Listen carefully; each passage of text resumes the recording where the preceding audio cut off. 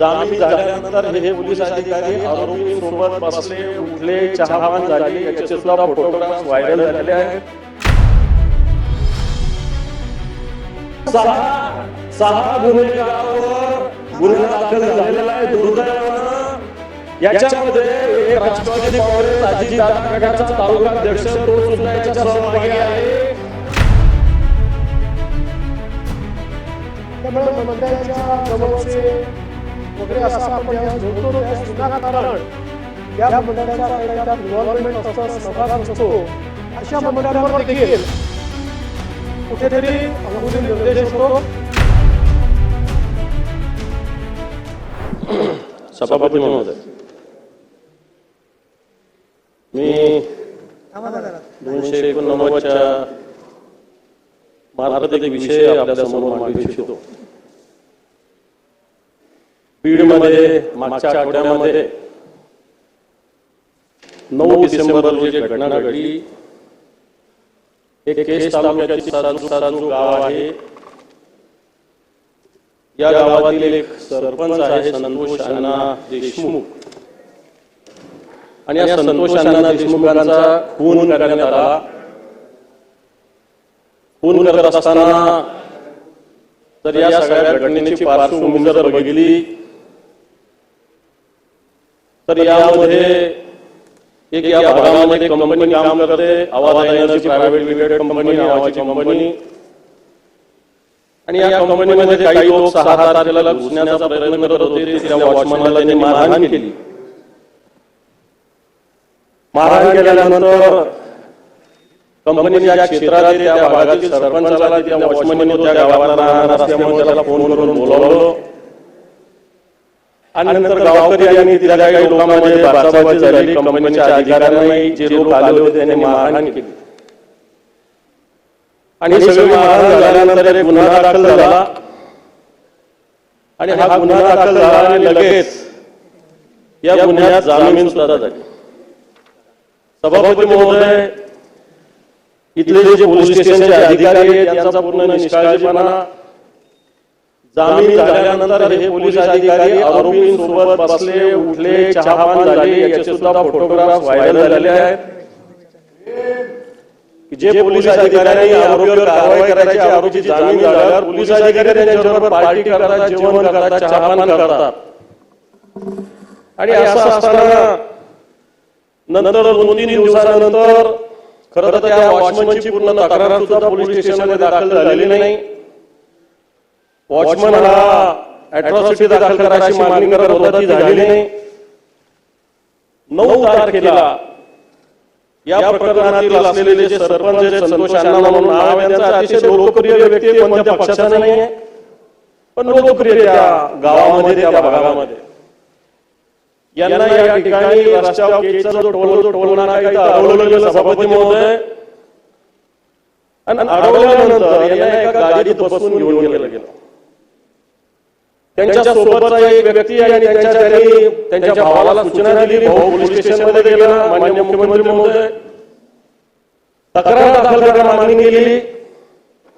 तक्रार दाखल न करता पोलीस अधिकाऱ्यांनी सातत्याने चालढकल केली. 10 मिनिटं झाले, 15 मिनिटं झाले, अर्धा तास झाला, 1 तास झाला, 1.5 तास झाला, 2 तास झाला. 3 तासांनी या सरपंचाची हत्या झाल्याचा निरोप आला आणि नंतर पोलीस स्टेशनमध्ये गुन्हा दाखल झाला. सभापती महोदय, जर पोलीस गेल्या तक्रार दाखल करून घेत नसतील आणि पोलीस जर सहकार्य करत असतील आरोपींना, सभापती महोदय माझ्याकडे या घटनेचे फोटोग्राफ्स आहे. ज्या पद्धतीनं मारहाण झाली ती जर बघितली तर मला असं वाटतं हृदयाला सुद्धा पीळ अशा पद्धतीनं मारहाण या सरपंचाला झालेली सभापती महोदय. आणि याच्यामध्ये 6 आरोपी आहे. दुर्दैवानं असं सांगावं लागेल की या सगळ्याच्यामध्ये सभापती महोदय राजकीय पक्षाशी संबंधित एक त्याच्यात आपल्याला मुख्य बंद पण केलेला आहे संघटनांनी. तर त्यामध्ये जे महत्त्वाचा मुद्दा आहे तपशील मी याच्यातलं महत्वाचं काय नाही बोललो. असं आहे की सरकारचं त्याच्यावर काय म्हणणं आहे तर मला बोलू दे बोललेलं ना. ते असं तुम्हाला करायचं असेल सभापती महोदय सभापती महोदय सभापती महोदय सभापती महोदय सभापती महोदय सहा गुन्हेगारावर गुन्हा दाखल झालेला आहे. दुर्दैवानं याच्यामध्ये एक राष्ट्रवादी काँग्रेस अजितदादा गटाचा तालुका अध्यक्ष तो सुद्धा याच्यात सहभागी आहे. 6 आरोपी 3 आरोपी आतापर्यंत पकडलेले 3 आरोपी अजून पकडलेले नाही. आणि सभापती महोदय आणखी हा गुन्हा घडल्यानंतर बाप तो बाप रहेगा असं पोस्टर पोलीस स्टेशन समोर लावलं गेलं. या आरोपीने खून करून पोलीस स्टेशनवर बाप तो बाप रहेगा असं पोस्टर लावलं गेलं सभापती महोदय. आणि माझी याच्यातून आपल्या मार्फत सरकारला मागणी आहे, जर गुन्हेगार असं बाप तो बाप रहेगा म्हणतो तो खून करून अजून 3 गुन्हेगार फरारी आहे. माझी मागणी आहे की या 3 गुन्हेगारांना लवकरात लवकर आपण अटक करावी. या सगळ्या गुन्हेगारांचे सीडीआर रिपोर्ट तपासावे. कोणत्या राजकीय पक्षाशी ते संबंधित आहे, कोणी यांना फोन केलेला आहे आणि आपण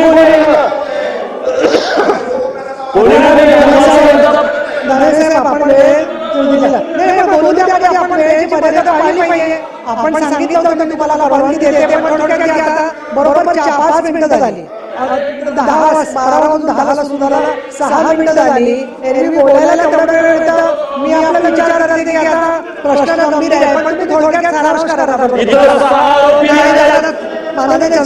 सभापती महोदय इथं 6 आरोपी आहेत. या 6पैकी 3 अटक झालेले आहेत. 3 राजकीय पक्षाशी संबंधित आहे आणि एक राजकीय पक्षाशी संबंधित असं म्हणतात मला माहिती नाही की आपल्या मंत्री असलेले एक जे बीड जिल्ह्यातले मंत्री आहेत त्यांचे जवळचे वाल्मिकी अण्णा नाव त्यांनी सुद्धा या आरोपींना फोन केले, या पोलीस स्टेशनला फोन केले. अशा प्रकारचा सुद्धा आरोप त्या भागातील जनतेने केलेला आहे.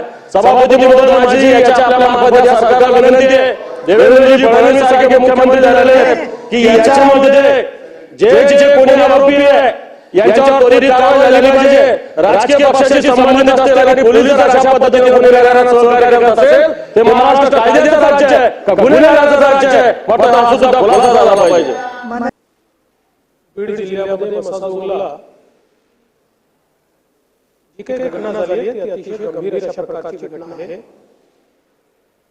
एका तरुण सरपंचाचा अतिशय निर्घृण अशा प्रकारचा खून आज त्या ठिकाणी करण्यात आलेला आहे आणि निश्चितच ही घटना सरकारने देखील अतिशय गांभीर्याने घेतलेली आहे. या संदर्भात तिथला जो पीआय आहे त्याला सक्तीच्या रजेवर पाठवलाय. त्यावेळेचा जो इन्चार्ज पीएसआय आहे त्याला सस्पेंड केलेला आहे. 3 आरोपींना अटक केलेली आहे. काही आरोपी अद्याप फरार असले तरी त्यांना शोधून काढून त्यांना देखील निश्चितपणे अटक करण्यात येईल. मुळातच मी माननीय विरोधी पक्षनेत्यांना एवढं सांगू इच्छितो की आरोपी कुठल्या पक्षाचा आहे, जातीचा आहे, धर्माचा आहे, कुठली भाषा बोलतो, कोणाशी संबंधित आहे,